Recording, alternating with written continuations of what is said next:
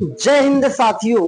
उम्मीद करता हूं सभी लोग बेहतर होंगे और आप अपनी स्टडी को बेहतर तरीके से कर रहे होंगे। आप क्लास 9th से क्लास 10th में आ चुके हैं और मैं आप सभी के लिए लेकर आ गया हूं क्लास 10th मैथ के इस प्रोग्राम को। अगर आपको डर लगता है मैथ में तो अब आपका डर हो जाएगा समाप्त। अभी से लेकर के जब तक मैं इस क्लास में लगा रहूंगा आपके संग, आपको ईमानदारी के संग लगे रहना है। और आज से क्लास आपकी शुरू हो रही है। आज से लेकर जब तक सिलेबस ना खत्म हो जाए, जब तक बोर्ड एग्जाम ना खत्म हो जाए, आप मेरे संग जुड़े रहे। मेरी प्रतिदिन क्लास शाम को लगने वाली है, शाम को 7 बजे। किसी भी कंडीशन में, कोई भी दिन हो, कोई भी मौसम हो, इस बात को याद रखें। शाम को 7 बजे मेरी मैथ की क्लास आप सभी के सामने होने वाली है। तो आज इस क्लास में पूरा मैं डायग्राम बताने वाला हूं, अपना सिस्टम बताने वाला हूं कि आपको कैसे पढ़ना है और मैं आपको कैसे पढ़ाऊंगा, कितने समय में हमारा सिलेबस खत्म हो जाएगा, मेरे पास क्या प्लान है आपकी इस मैथ को लेकर के। तो मेरे प्यारे साथियों, आज हम बात करेंगे क्लास 10 एनसीईआरटी मैथ्स को लेकर के। आज हम सिलेबस को डिस्कस करने वाले हैं। देखिए मेरे प्यारे साथियों, वर्तमान समय में जब मैं इस क्लास को शूट कर रहा हूं आप सभी के लिए, तो वर्तमान समय में जो यूपी बोर्ड के अंदर, और यूपी बोर्ड के अंदर ही नहीं, आप तो क्लास 10 एनसीईआरटी के अंदर 14 चैप्टर्स को इंक्लूड किए गए हैं न्यू एनसीईआरटी के अकॉर्डिंग साथियों। तो अगर हम बात करेंगे तो सबसे पहले जो हमारा चैप्टर है साथियों, वो क्या है? वास्तविक संख्याएं। वास्तविक संख्याएं, इस बात को याद रखिएगा। वास्तविक संख्याओं को ही मेरे प्यारे साथियों रियल नंबर्स कहते हैं इंग्लिश में। और आप चाहे इंग्लिश मीडियम के विद्यार्थी हो या आप हिंदी मीडियम के विद्यार्थी हो, आपको निश्चिंत रहना चाहिए। मैथ में कोई हिंदी इंग्लिश नहीं होता, कोई मतभेद नहीं होने वाला। ओके, वास्तविक संख्याओं के बाद दूसरा चैप्टर है मेरे प्यारे साथियों, दूसरा चैप्टर आपका बहुपद है। क्या मेरे प्यारे साथियों? बहुपद है। ध्यान से देखिएगा, दूसरा चैप्टर आपका बहुपद है। तीसरा चैप्टर आपका क्या है? दो चर वाले रैखिक समीकरण युग्म। ध्यान दे रहे होंगे आप लोग। एंड चौथा चैप्टर आपका मेरे प्यारे साथियों है द्विघात समीकरण। क्या है मेरे प्यारे साथियों? द्विघात समीकरण। अच्छा, आपके मन में यह सवाल जरूर उत्पन्न हो रहा होगा, यह निश्चिंत है उत्पन्न होना चाहिए कि आज मैं आप सभी के संग ये सब क्यों डिस्कस कर रहा हूं, कौन सा चैप्टर है पहला, कौन सा दूसरा चैप्टर है। तो मैं आपको बता देना चाहता हूं कि कोई बड़ी से बड़ी लड़ाई तभी जीती जा सकती है मेरे प्यारे साथियों, जब हमारे पास पूरा का पूरा प्लान रहेगा कि हमको कैसे काम करना है। तो आज मैं आपको सिलेबस के बताने के साथ साथ ये भी बता दूंगा किन चैप्टर्स को कितने समय में हमको खत्म कर लेना है, जिससे हमारा समय रहते हुए रिवीजन हो जाए और पीवाई की क्वेश्चंस भी हो जाए। ओके, देखिए ध्यान से। उसके बाद जो पांचवा चैप्टर है, वो पांचवा हमारा साथियों क्या है? समांतर श्रेणी।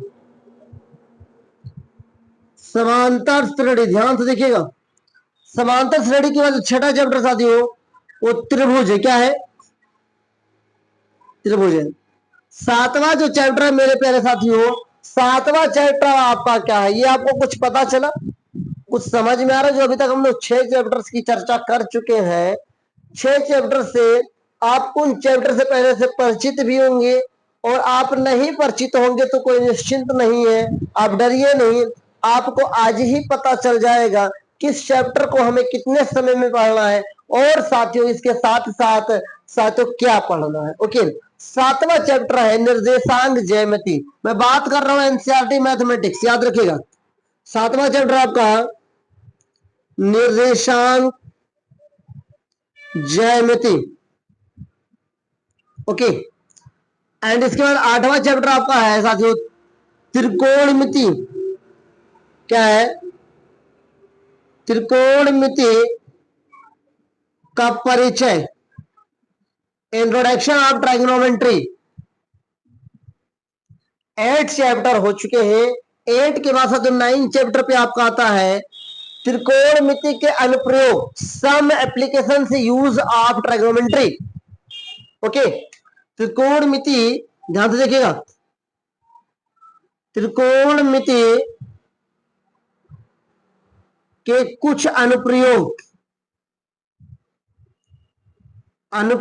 ध्यान से देखिएगा। एंड जो लास्टली 10 चैप्टर आपका है वो वृत्त है। क्या था? जो वृत्त है। एंड इसके बाद हमारा यूनिट बदलेगा, हम यहां पर आएंगे, सारी चर्चा करूंगा, घबराइए नहीं। 11 नंबर पे साथियों क्या है? वृत्तों से संबंधित क्षेत्रफल। 11 नंबर पे क्या है? वृत्तों से संबंधित क्षेत्रफल, area related to circles. Okay, 12 number पे सब लिखना है आपको। आज प्लान करेंगे हम लोग कैसे काम करना है। तो 12 नंबर पे आपका साथियों है, क्या है? आयतन एवं पृष्ठीय क्षेत्रफल। अब मेरे प्यारे साथियों, आपके बुक में ये भी हो सकता है कि पृष्ठीय क्षेत्रफल एवं आयतन हो सकता है, या ये कह सकता है कि वृत्तों या कुछ चित्रों से संबंधित आयतन एवं पृष्ठीय क्षेत्रफल, लेकिन वॉल्यूम एंड सरफेस एरिया ही होगा। इस बात को याद रखिएगा। 13 नंबर पे आपका आता है सांख्यिकी। इस बात को याद रखिए। 13 नंबर पे मेरे प्यारे साथियों क्या है? सांख्यिकी। इस बात को याद रखिएगा। और 14 नंबर पे आपका है प्रायिकता। ओके, ये तो हो गए मेरे प्यारे साथियों की चैप्टर्स, इतने हमको पढ़ना है। अब इन चैप्टर्स को कब पढ़ना, कैसे पढ़ना, ये सब मैं आपको बता देता हूं, ध्यान रखिएगा। ओके, मेरे पास भी आपके अनुसार एनसीईआरटी बुक ये मेरे पास, और इसी से मैं आपको पढ़ाने वाला हूं। मेरे प्यारे साथियों, जो प्लान लेकर आपके लिए आया हूं, उस प्लान से अगर आप काम करेंगे आपको कोई दिक्कत नहीं होगा। पूरी की पूरी तैयारी आपकी बहुत ही बेहतर तरीके से हो जाएगी। बस एक बार मैं रिपीट करता हूँ चैप्टर्स के नेम को। वास्तविक संख्याएं according to NCERT mathematics, new NCERT की बात कर रहा हूं मैं। ओके, रियल नंबर से बोलते हैं पहले वाले को बहुपद, पोलिनोमियल्स, दो चर वाले रैखिक समीकरण युग्म। Okay, linear equation in two variables, linear pair equations in two variables. Okay, द्विघात समीकरण, क्वाड्रेटिक इक्वेशन, समांतर श्रेणी, अर्थमेटिक प्रोग्रेशन, त्रिभुज, ट्राइंगल, निर्देशांक ज्यामिति, कोऑर्डिनेट ज्योमेट्री। ओके, अगला क्या है? त्रिकोणमिति का परिचय, इंट्रोडक्शन ऑफ ट्राइगोनोमेट्री, त्रिकोणमिति के कुछ अनुप्रयोग, some applications use of trigonometry. वृत्त को सर्कल बोलते हैं, गोले को क्या बोलते हैं कमेंट में बताइए। स्फीयर बोलते हैं, बता दो, कंफ्यूज मत हो। वृत्तों से संबंधित क्षेत्रफल, एरिया रिलेटेड टू सर्कल, आयतन एवं पृष्ठीय क्षेत्रफल। आपके बुक में लिखा होगा पृष्ठीय क्षेत्रफल एवं आयतन, कोई दिक्कत बात नहीं, सेम चैप्टर है। Okay, volume and surface area. सांख्यिकी को स्टैटिस्टिक्स बोलते हैं, प्रायिकता को मेरे प्यारे साथियों बोलते हैं, क्या बोलते हैं? प्रोबेबिलिटी। ये आपको पढ़ना है इतना। अच्छा, किन चैप्टर को कितने दिन में हम लोग पढ़ने वाले हैं ये मैं आपको बता दे रहा हूं। तो मेरे प्यारे साथियों, जो 1 से 4 चैप्टर है, जो हमारा 1 से 4 चैप्टर है, वो हम लोग अप्रैल में पढ़ने वाले हैं। कब पढ़ने वाले हैं मेरे प्यारे साथियों? नोट डाउन करिए और देखिएगा। जो मैंने कई वीडियो में आपको बताया था कि जब अर्जुन और उनके साथियों की निशानेबाजी की ट्रेनिंग हो रही थी, उनके गुरु सिखा रहे थे, तो जब सभी से पूछा गया कि चिड़िया पे निशाना लगाना है और आपको क्या दिख रहा है, तो कोई कह रहा पेड़ के पत्ते दिख रहे हैं, आसमान दिख रहा है, चिड़िया का पंख दिख रहा है। लेकिन जब बारी आई, जब वक्त आया अर्जुन का, उनसे पूछा गया आपको क्या दिख रहा है, तो उन्होंने एक साफ बता दिया, हमें चिड़िया की आंख दिख रही है। क्यों? हमें जब निशाना ही चिड़िया की आंख पे लगाना है तो आसमान, पेड़, पत्ते से क्या लेना देना। तो जब हमें मैथमेटिक्स ही पढ़ना है, इन 14 चैप्टर्स को पढ़ना है, तो समय रहते ही ना पढ़ा जाए। और मैं आपको बता दूं, आप किसी से भी पूछ लीजिएगा जिन्होंने मैथ पढ़ा है मुझसे या जिन्होंने मेरा एक्सपीरियंस लिया है, मैं बता दूं कि जो मैंने क्वेश्चंस बताया सब आया।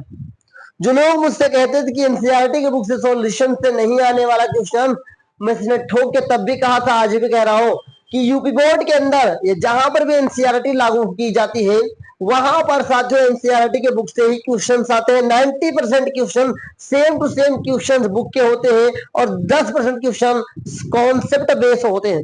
इसलिए मैं कहता हूं मेरी हर क्लास को देखना, मैथ के अंदर आपको कुछ एक नई चीज आपको देखने को मिलेगा, बहुत कुछ सीखने को मिलेगा।